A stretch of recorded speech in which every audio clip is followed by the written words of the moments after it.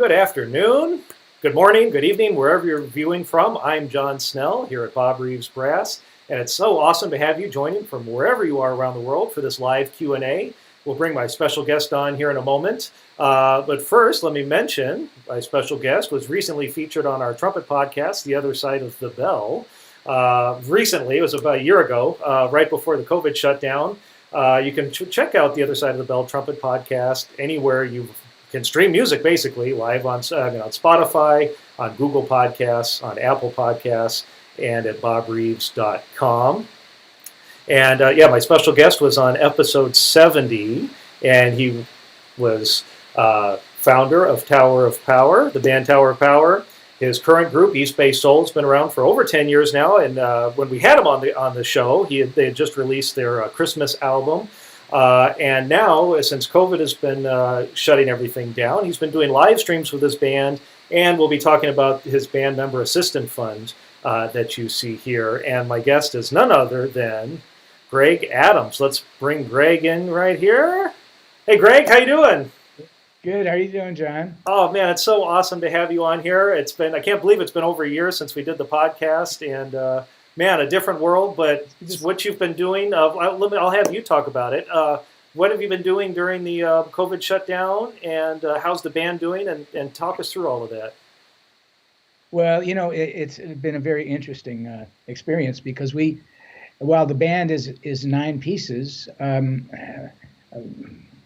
we've been just doing these concerts in my living room with the rhythm section and myself, and we have a new saxophone player in the band.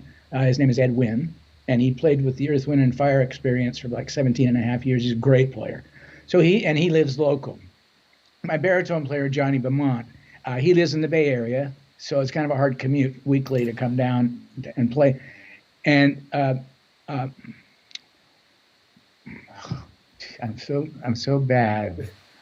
My lead trumpet player, Michael Stever. Yeah. Sorry. Yeah, no worries. He's a fabulous player. He lives here, but he plays it real safe. He's got a little girl, so we're real careful in the living room, about the COVID thing. But the thing was it first started out with myself on trumpet, Nick Milo on keys, and Herman Matthews on drums. It was like pretty primitive the first episode, and we added bass and drums and guitar and key and more. So now we're up to 6 guys, and we stay apart, it's 6 feet. And it's kind of a ritual. We do it either Friday or Saturday night every week. We're going to be doing our 32nd show, and it's been a real, you got to keep your chops up, and to play live is a lot different than just sitting in a practice room and blowing etudes and arbans and stuff like that, although that's very important. But I've kind of moved on from that in my life, and to play live with people is the way I play. And so it keeps my chops up, it keeps everybody's chops up, and it keeps our sanity. There's some place to go every week. And we started it out as the East Bay Soul Musicians Assistance Fund. And I always said, boy, that's a mouthful. But people come online. We do it on Facebook through eastbaysoul.com, the Facebook page. And if you go to eastbaysoul.com, you can find out everything you need to know about how to join us on these broadcasts. Awesome. But we've raised over $27,000 in the last year. We've been doing this for about a year now. I think it's 330 days or 36 days or something like that. Anyway, it's something to give to the guys in the band, and it really has helped. It's been tough. We had 30 shows canceled this past year. We're starting to see some stuff come around again, and we've had to rebook because we canceled. But, our usual places where we play, like in Jazz Alley in Seattle, and Yoshi's in Oakland, and Spaghettini down here in Seal Beach, and the jazz clubs that we play all over the nation, they're starting to open up a little bit, and you got to be cautious. Yeah. There's not going to be a lot of people there, and so it's at least there's a future. And now that the vaccine is being, administered so widely and so quick, I think, fingers crossed that we maybe crossed a threshold. It's a tragedy what's happened, but you know, we got to get going here again. So anyway, that's what I've been doing. And you know, the last recording session I did was at Capitol, and it was for a car commercial, and that was the last session I did. And it was about a year. Well, it was last February, a year February. Wow. So, you know, it's been like crazy, but this has really kept us together as a group, and it's musically it's been just killer because the rhythm section has just grown into this animal that is just really, I mean, it's just so tight, and everybody looks left or right, and you know, everybody just they breathe together like a horn section breathes together, you know, so or a string section bows together, and you know, so it's been great, and it's kept my chops up, and you know, I can't say that anything more than it's just been the best thing that could have happened to us during this pandemic. That's amazing, both for as band members to be able to play and do what you do as musicians, but then also to reach a worldwide audience every week, reach people in their living rooms, which we're doing now. So I want to mention to those of you viewing, we already have people checking in on YouTube and Facebook from around the world. Do us two favors. First of all, show us some love in the comments section. Let us know where you're viewing from.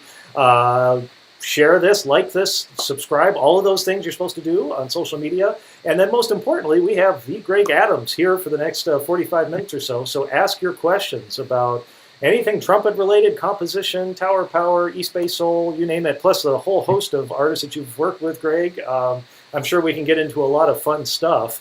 Oh, yeah.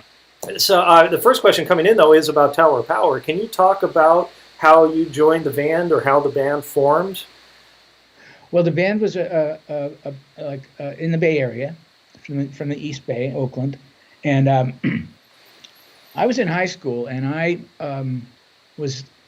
had just graduated, and I was planning to go to Berkeley in Boston, and I knew the guys in Tower Power.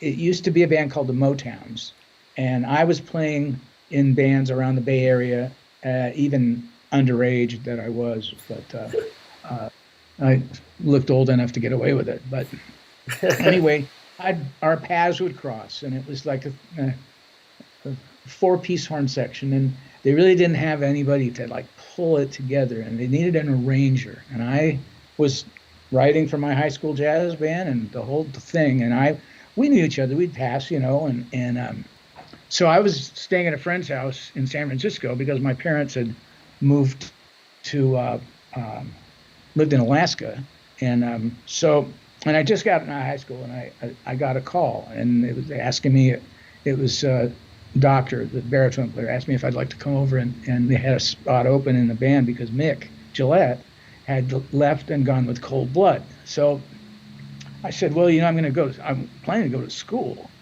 college, but I went over to the rehearsal space in Berkeley, and I guess not really auditioned. I think I had the gig. All I had to say was yes. So anyway, I said yes, and I figured, well, if I'm going to go to college for maybe 4 years, and then maybe hope to get an opportunity that was being presented to me right now. I mean, they were right in the middle of East Bay Grease, the band's first record. So I went in and finished the horn overdubs with them, and then from there, I mean, I figured, hey, if I go to school for 4 more years, and I hope I can get something like this, and it's being presented right to me right now. Here's your chance. I took it, and I'm not sorry I did.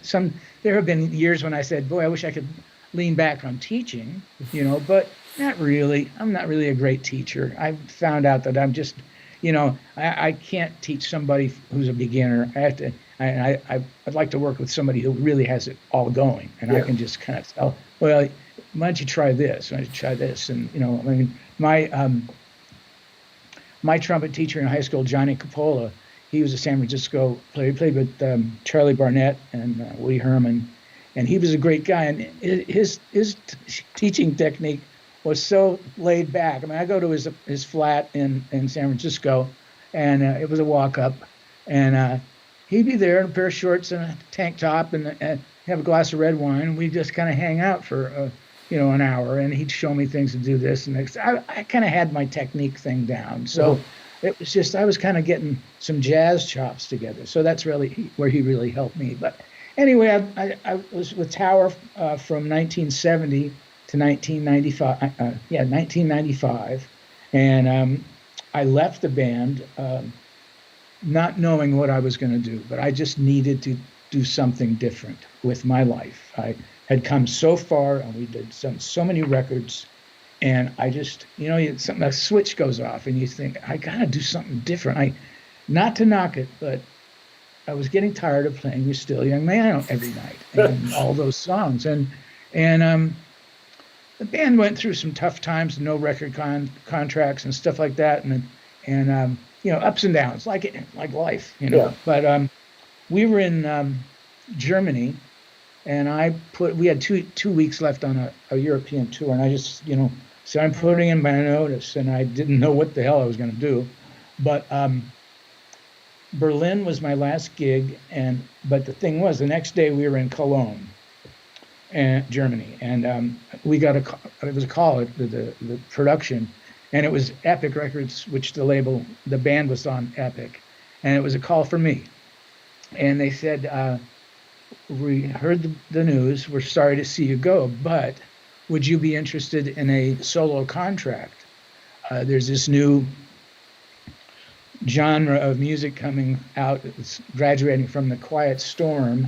It's called smooth jazz. And so I said, sure. I mean, I really didn't know what I was going to do. I thought I'd come back to LA, put together my own horn section. And of course, that's not hard in LA because I knew a lot of guys. And so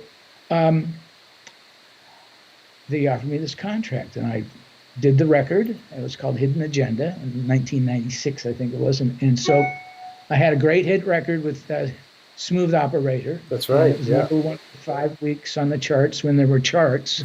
There are not much charts anymore. Not like that, yeah.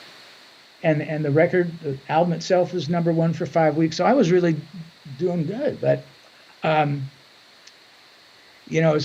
did that record, and the management that I had, Epic dropped me because they could not deal with my management, and I dropped my management because I couldn't deal with him. And so I kind of was free floating there for a while, and I started my own label, which it was pretty tough in those days. Independent, it wasn't like it is now. It's a lot easier to have an independent label, your own label.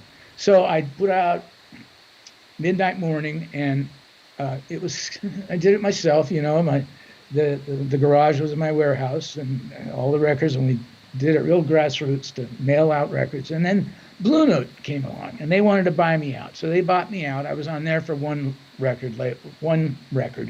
So anyway, cut to the chase. I have now been on my own label, Ripa Records, for several years, and it's the only way I want to go. I mean, I'm proud to say I've probably been on most major labels and have been dropped.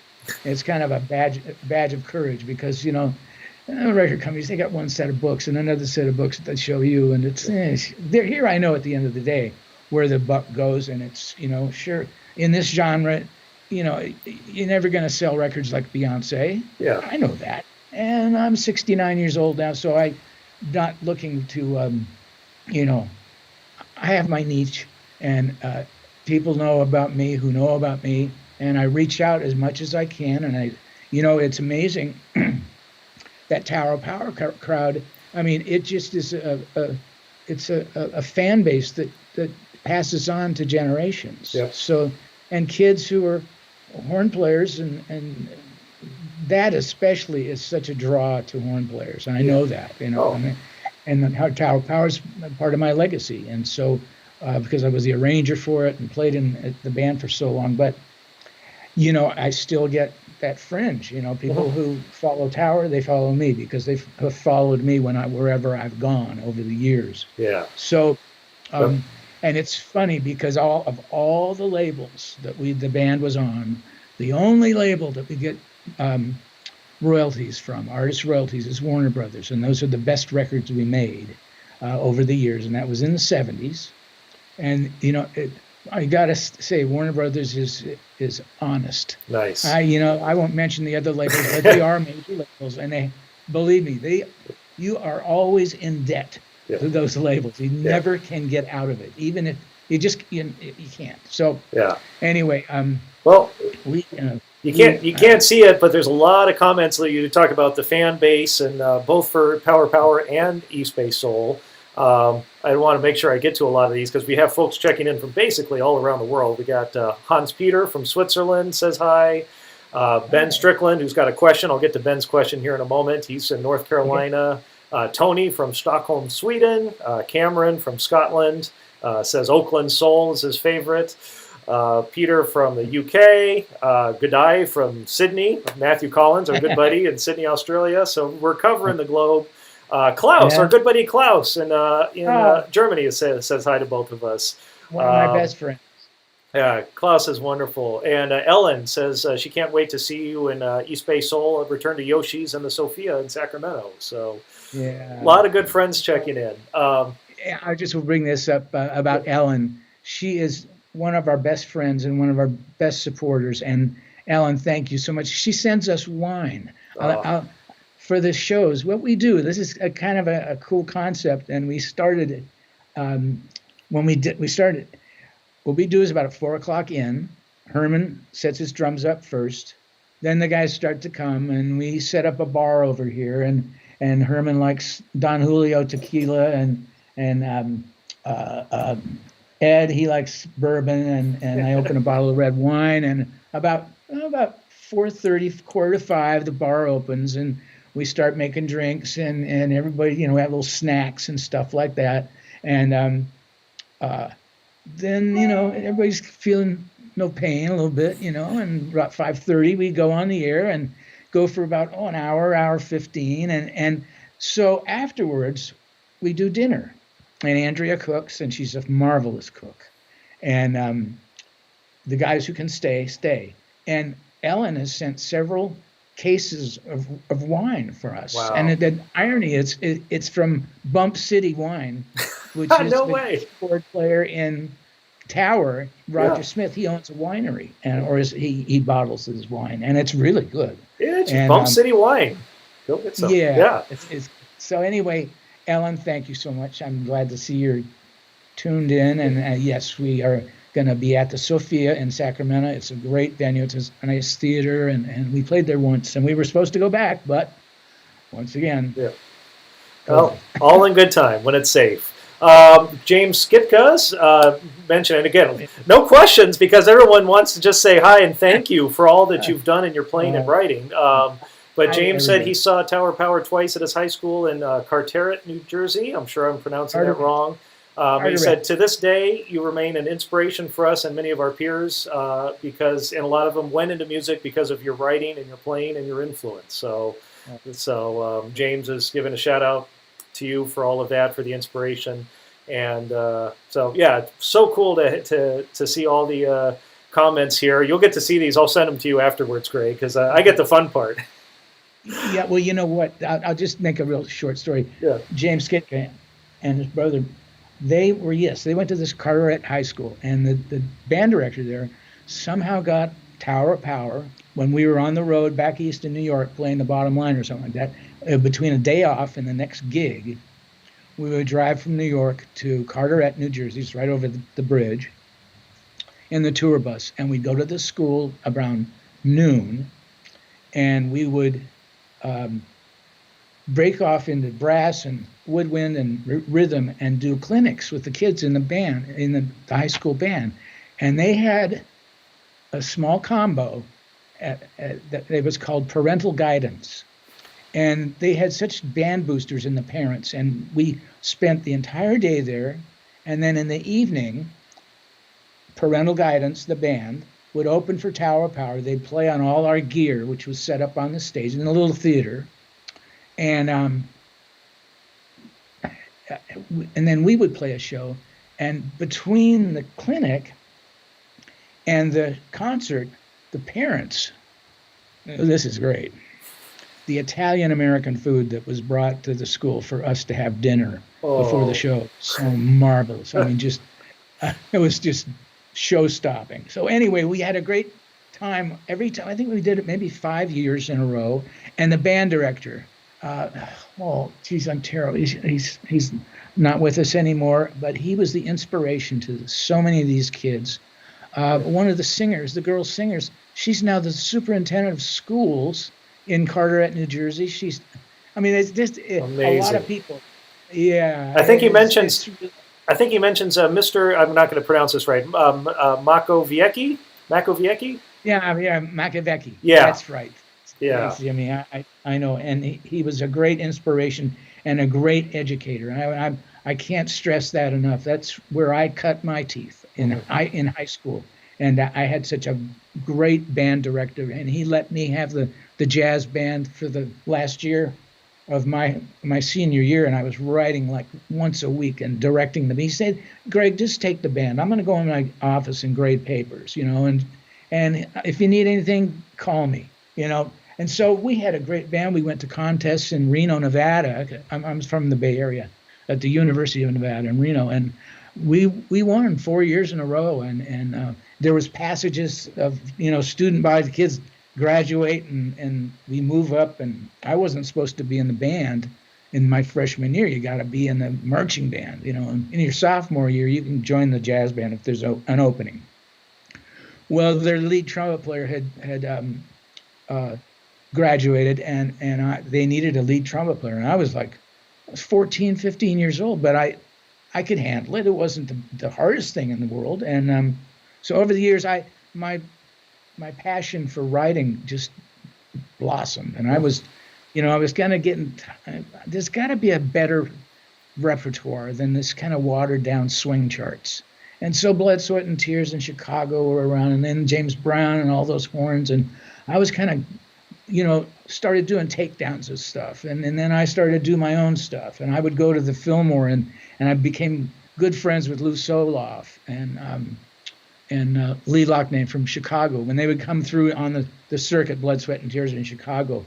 And so, through the years, that stuff just rubbed off on me. It was just like I couldn't get enough. And so that's how, when I joined Tower of Power, I brought a lot of potato salad to the picnic. And I started to rearrange and let's do this and let's fill in the gaps where the harmonies aren't right. And and all of a sudden we're in the studio and I'm directing an orchestra and oh man, it's the best. So I just to go back and the education in schools in Carteret, New Jersey was top notch. Amazing. Thanks to the teacher. Yeah, it was great. And I love giving back. So that was a great experience for me.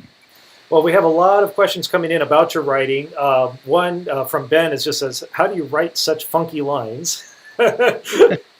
Well, it's all derivative as far as it's your surroundings, who you're playing with, and what the song is about, and where you need to take it. And I don't know, it just kind of it flows. I really never studied with anybody. I'm pretty much self-taught.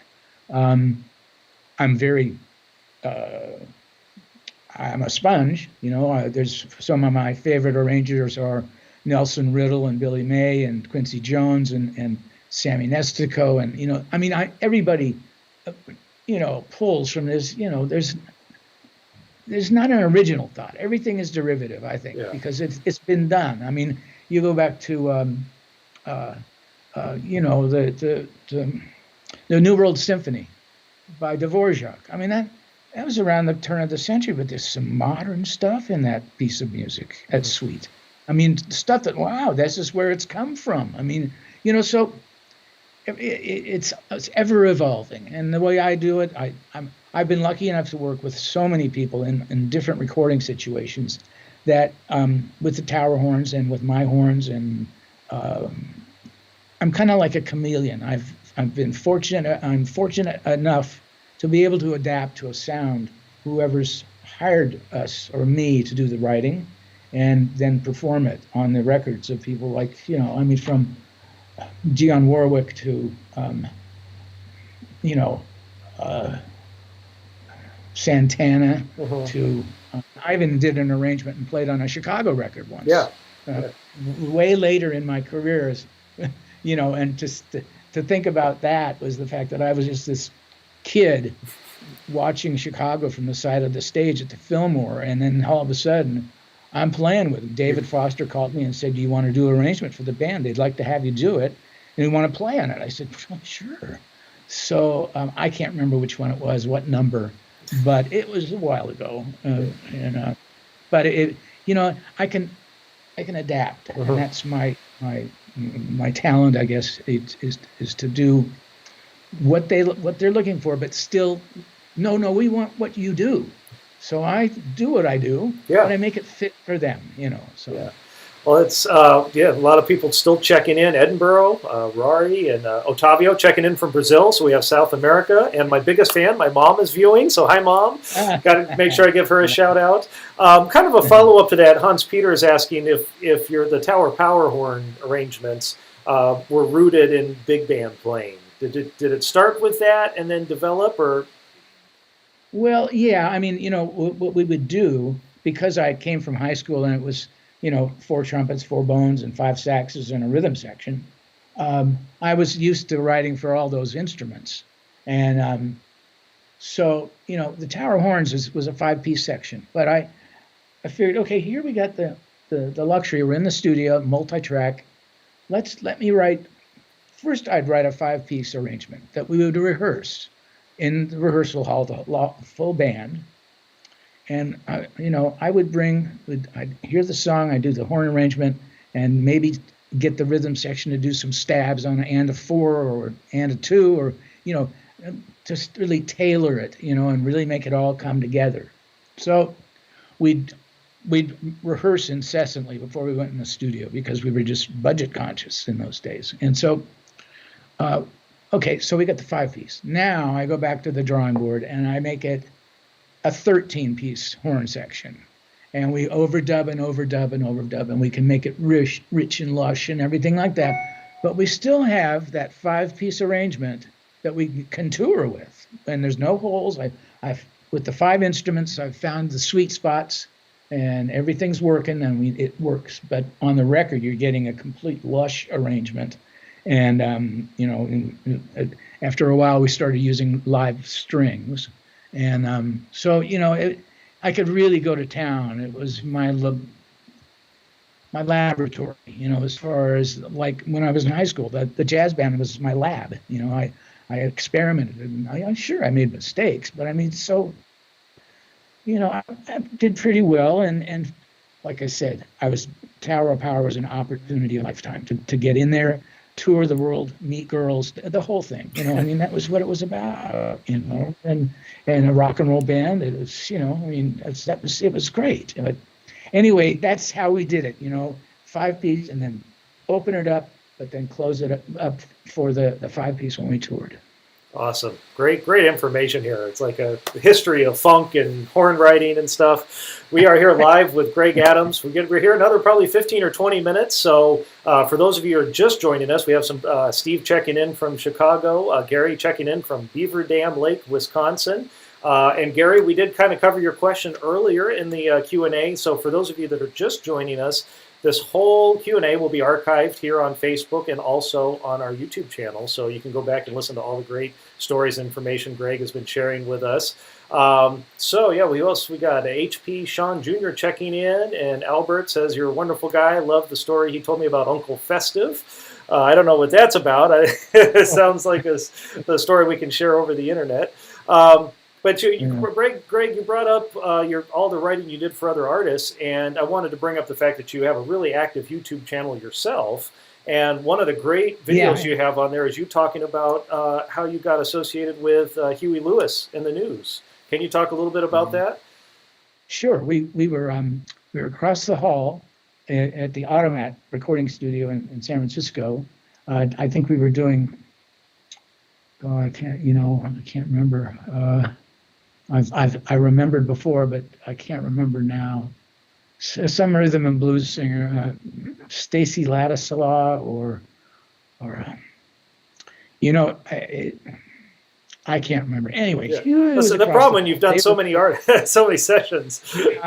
it's in the thousands, you know. Yeah. But anyway, Huey, local guy, he came across the hall and said, "Hey, we got a song. You think you guys could want to play on it?" And I said, "Well, okay, sure. Let us finish up in here, and I'll come across." And they played me the track, and the guys, the horn players in tower, they stuck around because it was going to be a session, it'd be a union scale and a whole thing like that. And we were pretty in demand then because we had done Elton John, Caribou, and that after that the floodgates opened as far as in demand session work. And so anyway, Huey was there, and I went in, listened to the track. They made me a cassette. I said, "Give me about 30 minutes."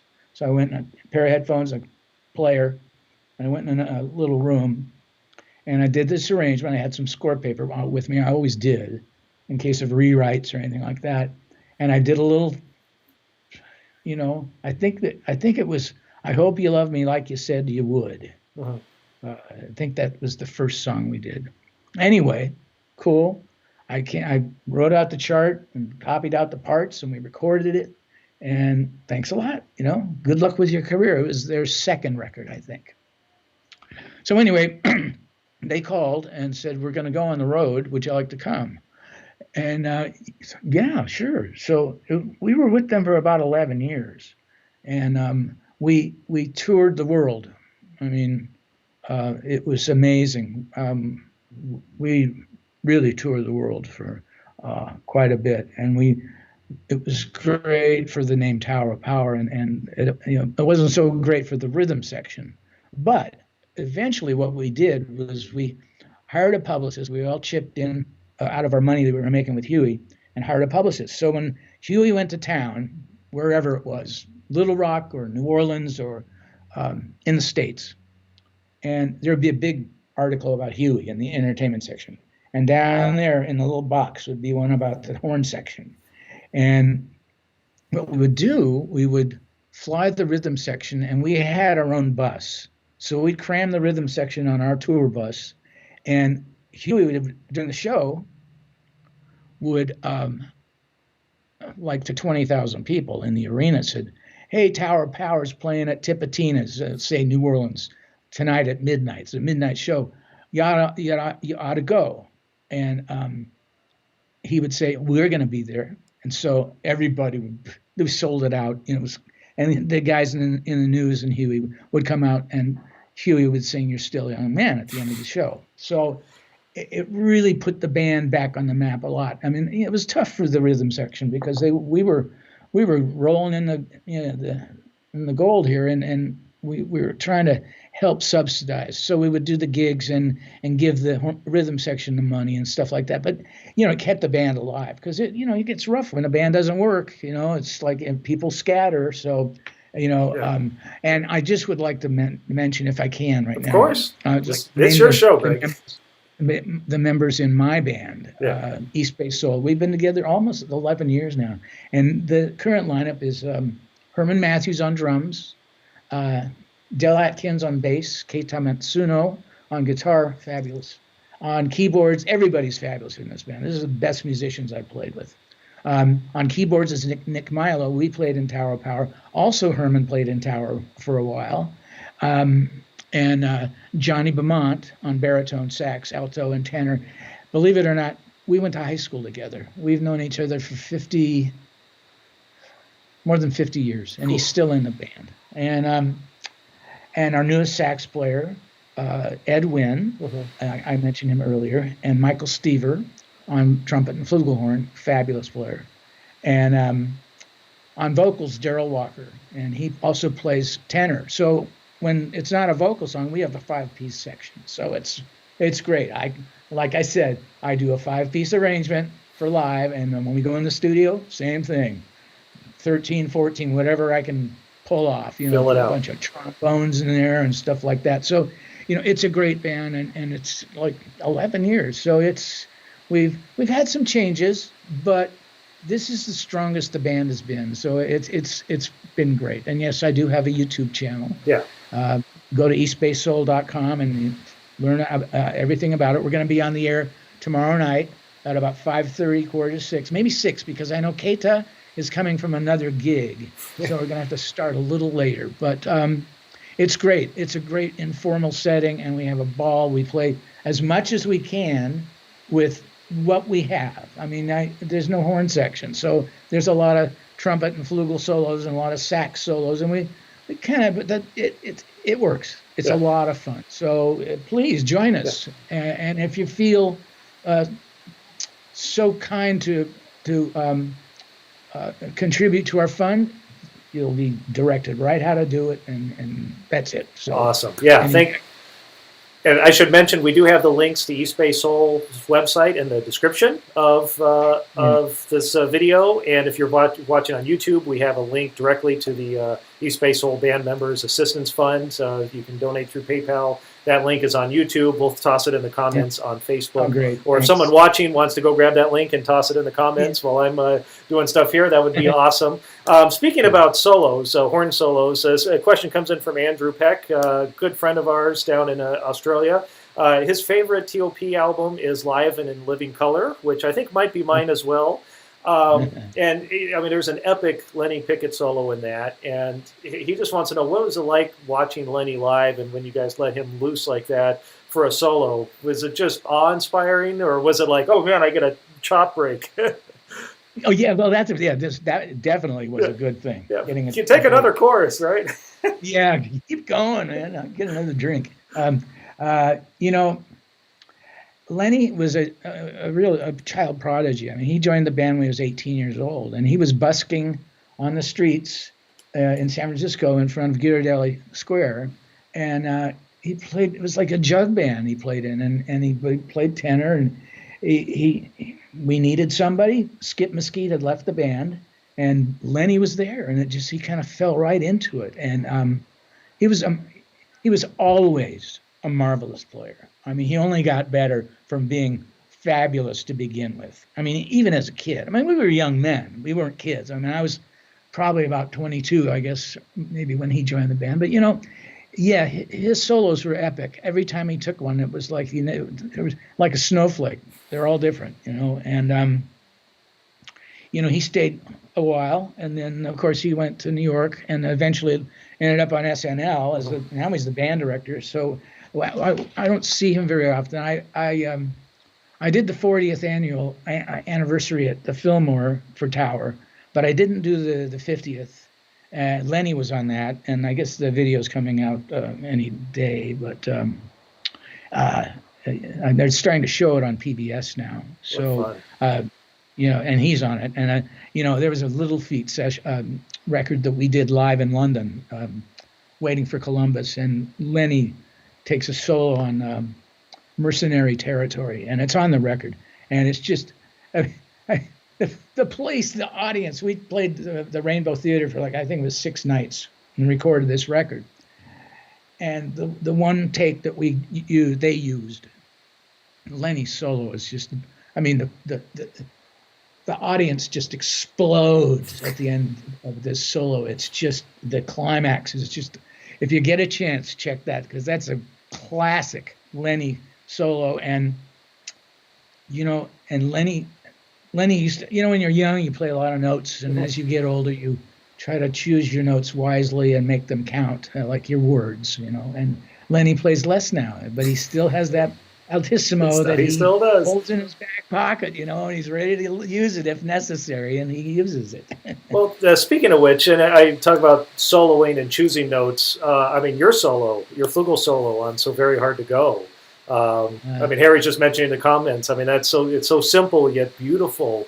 What was your inspiration for that, or when you were soloing on that tune? I mean, that's become an iconic solo. I'm. Thank you, but it was a first take. Really? So that was just pure inspiration, then, right? Yeah, it just came out. I mean, that was it, and I remember the guys in the booth when I finished it. They said, "That's it. We don't need any more. That's it." So I said, "Sure, you don't want me to play another one?" I said, "No, we don't need anything else. I don't think that could be topped." So it's like, I know, if you don't play it that way, it doesn't mean, the same has the same impact, and people expect to hear that solo. And I know that ever since I left the band, whoever's been playing trumpet in the band has had to play that solo verbatim. Yep. At one point, both trumpet players were playing it in unison. Mm-hmm. But I mean, and I've written it out for some people who've requested it, and sent it to them and stuff like that. Yeah, it's one of my favorites. I mean, there's a lot of solos that I've played, but that one seems to be the standout. And I mean, it's kind of in a way like the famous big band solos that when you're growing up you have to learn, like String of Pearls or In the Mood. It's like if you're in a cover band or playing wedding bands or any kind of funk band, you have to know that solo when you're showing up to a gig. Would you have thought that as you were recording, they hear it 50 years later that people are still quoting it and having to play it? It's pretty amazing. It's amazing. Yes, it is. I'm very humbled by the fact that, well, I'm humbled that I'm still around. But I'm healthy, and everybody in the band is healthy, and we're getting our shots. Everybody in the band has gotten their shots. So, we're looking forward to the day when we can go back on the road. I mean, we've got a gig next month, April 23rd and 24th at Spaghettini in Seal Beach, California, and it's selling out quick. So we're under limited capacity, so there's not a lot of seats available. But we got to kick this thing so we can get back on the road and do what we do, because the only thing that I said before is my living room here kept us sane, because need to play. You have to do something. Well, light. There is a light at the end of the tunnel, I think, and that's that's coming. Yeah. Just for those of you, a lot of people still joining in, which is awesome. Timoteo saying East Bay Soul. He's going to be on. He's going to be on the stream tomorrow. I said we can go as long as you want. Awesome. Well, I'm having fun. People are still joining in. And let's see, Klaus, our good buddy Klaus, wants to know what your personal favorite arrangement is. Well, I have several. By the way, hi Klaus. I miss you, man. Right. Klaus and I have done sessions together. And there was one thing we did where we played a unison line on flugel. And man, we sounded like one person. Sometimes people match, sometimes they don't match, but we have there's a real closeness to our style of playing and a tone and everything like that. So it's always up. It's always been a pleasure to play with Klaus, and we haven't seen him for so many years. But we miss you. Both Andrea and I miss you. And he says me too. Anyway. So he's sending the love. There's several arrangements that I really like. I think in my later years, Tower of Power, Mr. Toad's Wild Ride was kind of a tour de force for the band. I wrote that with Nick Milo, who I said plays keyboards in our band. Nick and I have written several songs together. Okay. And then there's like on our last record for East Bay Soul Conversation, there's a song that our good friend Rocky Moffett wrote called Our Love Divine. And it's an exercise in simplicity. And those kind of things, like I said, you can say more with less. And it's a ballad, and it's a beautiful ballad. And it has horns and strings on it. There's a little solo, like a little harmonium solo in it. And it's so romantic. That kind of runs the gamut from Toad's Wild Ride to this. Everything in between. There's a lot of stuff that I've done, and I can't, when I get pressed to come up with something like that, it's like, unfair question. I can't remember. There's one iconic arrangement that I did for Santana decades ago, and it's played by every marching band in the United States. It's called Everybody's Everything. Right. And it's that one. And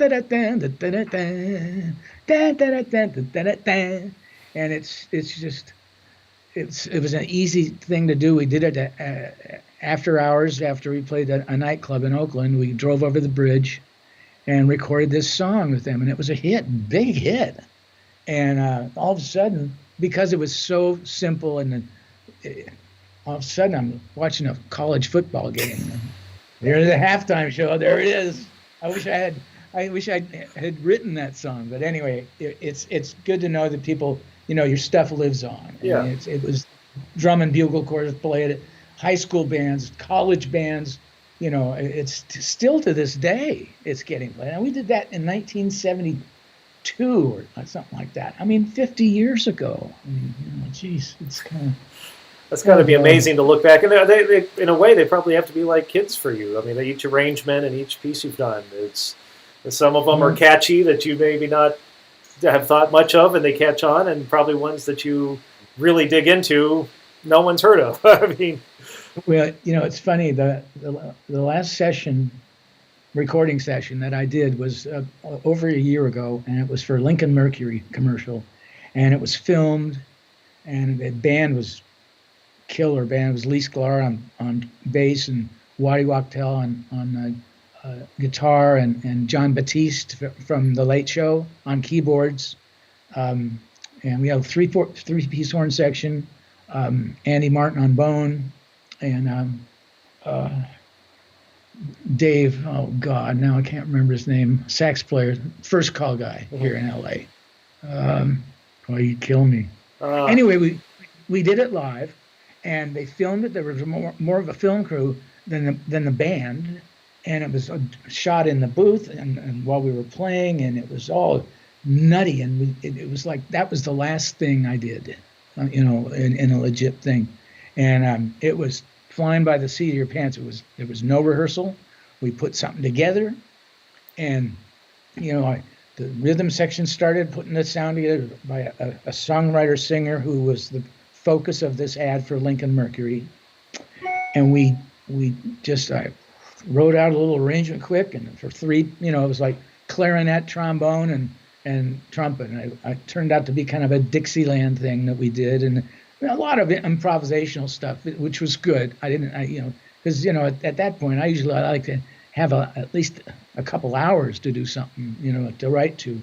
But anyway, it came out great, and Al Schmidt was the engineer, and it was just killer. And when I met John Batiste, I'd never met him, and he's such a nice guy. But I think Lee mentioned to him after I was introduced, he said, Greg played with Tower of Power for many years. All of a sudden, John Batiste is my new best friend. So he's such a great guy. We got pictures together. Oh, and fun.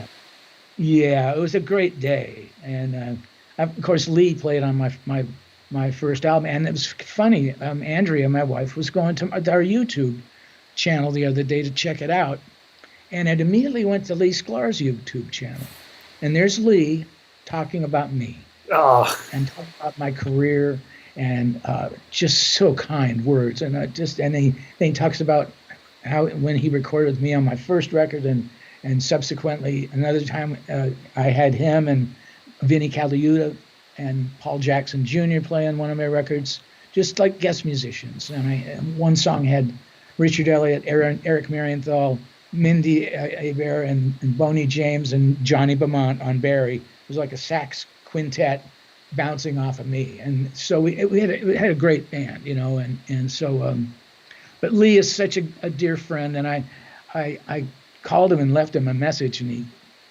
messaged me back. He said, your voice message was so garbled. Call me again. So I got to call him. It's kind of funny. This is media day in my house. Right after you and I part, Keita Matsuna's coming over, and we're going to do my YouTube channel. Fun. And we're going to talk about the tour in Japan that we did with Dreams Come True, and how I met Yoshi at Joy Brass. Yeah. And there's so many stories to tell. And there's a drummer that I worked with Dream Come True several years ago on a tour that we did 5 nights at the Budokan, and his name is Ponta, and he just passed away. And Paul Jackson, the bass player, just passed away, and he's lived in Japan for several years. So, Rocco, he's not around anymore, and it's I'm glad I'm healthy. Right? Every day you're above ground is something to be grateful for. Speaking of That's Japan, we have Brandon checking in, says greetings from Japan. And Brandon's been listening to your arrangements and horn playing since high school, and it's very inspiring. Nathan's checking in from Canada, former podcast guest or fellow podcast guest and Q&A guest. And let's see, Suomen Trumpet, I'm not going to even try to pronounce that, says, greetings from Finland, Maestro. They play Tower of Power near the Russian border in the middle of the forest. Last year it was negative 35 degrees Celsius outside the house, but the Tower of Power music makes us very warm on the inside, and he loves your flugelhorn solos. So there you go. And then a question from Nando in the Netherlands wants to know how much of an influence was your equipment, the kind of trumpets you played on in your section work. Did you guys play whatever you wanted, or would you blend your equipment with whatever section you were in? That's an interesting question, because I have played several different trumpets over my career. My first trumpet was a French Besson Mayhaw. It was a little pea shooter, and I played that through high school, and then I got a Claude Gordon Benge, and then I went to then next was a King Silver Flare. Both Mick and I played silver flares and jet tone mouthpieces, and then I went to the Benge, and I played a Bach for a minute, but I didn't really care for the Bach. But now I play and have been playing since 1995 the Monet Ajna 2, which is a big horn. I brought him out here, actually, because if this question was asked... There we go. So get rid of your frame here.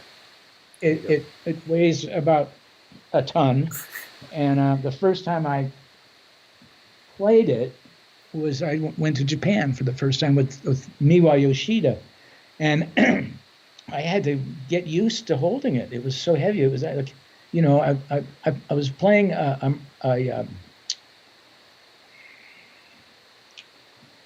Dick Ackright bel canto, and that he made two models. One was for Doc, and it had a D on the bell, and one was for me. So I'm very flattered. Wow! And I still play, but and it had a G on the bell. And so anyway, I met Dave, and I love this horn. So anyway, it's I've been playing that, and also our friend Yoshi at Joy Brass in Tokyo. When I was over there with Dreams Come True, I had a Canstel 1525, the copper bell flugelhorn. I was starting to. It's seen better days, and I'd been playing it for like 25 years, and so I had seen the Van Laar because I knew Chuck Finley was playing one, and I really liked it. And then I checked into it, and you told me to look up Yoshi. Maybe he can find one for you, and I did, and he did. He got it out of a store in Osaka and brought it to my hotel room.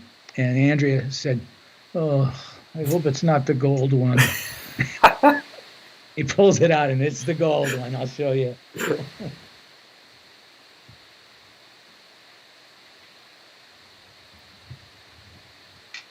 This is the best flugelhorn I have ever played. It's the Van Laar Sandoval, Arturo Sandoval. And I'm telling you, I mean, it speaks lovely. So I'm pretty much done buying horns, I mean, I have my bel canto in the music room, always on a stand with these two horns, always on stands. And years ago, we were Lee Thornburg and I, when we were in Tower, we took a tour of Bach, the Bach factory in Elkhart, and they showed us everything from making tuba bells and everything like that. And then at the end of the tour, they took us into this room just full of instruments. And they said, put on a pair of white gloves and pick out two horns you want. So they gave them to us. So I grabbed a Bach flugelhorn, which I used for years. And I also, instead of a trumpet, I grabbed a little English shepherd's crook cornet, B-flat cornet, which I still have out here. And I got to talk to you about a mouthpiece, because it's a 10.5C, and it's just too tubby, Yeah. and so and I need to drive out to the store and maybe look at some stuff, get close enough, without doing custom. Just I'm sure we can find something that in your line that I can live with. I don't play it that often, Yeah. but I like to play it, and it's kind of fun with a pixie mute and a plunger to do kind of Dixieland stuff. Once in a while, we go there on our shows on Friday or Saturday. So anyway, you know, a lot of people told me when I got the Monette that it doesn't blend well with other trumpets, and I never found that to be true. Oh.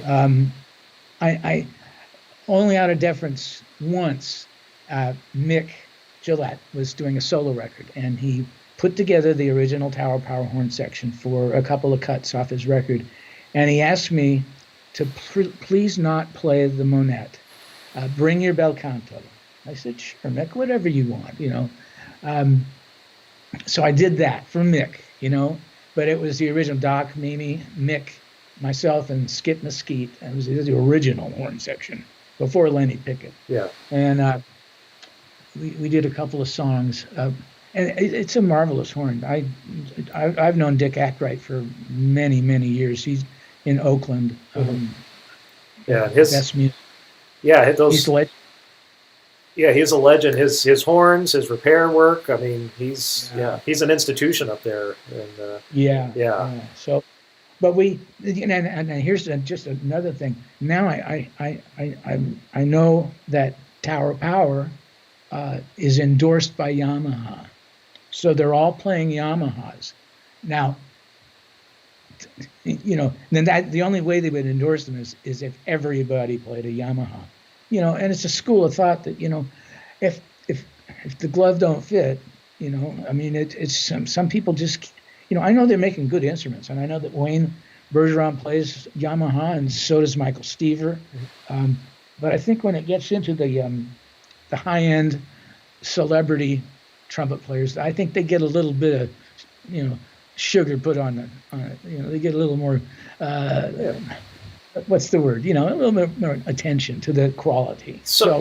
But I to me, if the horn works for you, I got no problem. I don't need that kind of streamlined uniformity. So when you were in Tower, it's not like you sat down with Mick and had a conversation like, oh, we need to have be on the same model or anything like that. You guys had your own individual voices. Absolutely. Yeah. The school of thought for saxophone for many years, and still is, it's tenor. I mean, the Selmer. Yeah. I mean, it's just and some people swear by a Yamaha. Some guys won't even touch it. It's on Selmer only. Even if it's falling apart and it's 50 years old, I'm still playing it. And it's just it's a preference. Yeah. Go with what works. Like, I can't believe It's been over an hour already. We could talk all day, and I'd love to have you back on again sometime. Right? But before we wrap up, if you can let folks know who are just joining us about your websites, eSpace Soul, the YouTube channel, where people can go to find you. GregAdamsMusic.com, eSpaceSoul.com, Greg Adams YouTube, and any one of the two websites you can find out how to buy CDs, how to check out the Facebook shows on Friday or Saturday nights. Everything you need to know is there. And there's a calendar there. We're starting to add some dates now. Things are starting to open up a little bit. And they're in the future, but at least they're ending up on the calendar. That's a start. Yeah, it is. So, like I said, 23rd and 24th of April at Spaghettini's. Awesome. Great. What an honor it's been to get to chat with you again. Thank you so much for your time and the stories. John. Yeah, we'll have to do it again, and one of these days we'll be able to do it in the same room and chat like a normal conversation, not stare at a screen. Well, so this works. So, like you said earlier, it's the future. So, well, what a fun afternoon. Thank you so much. Thank you.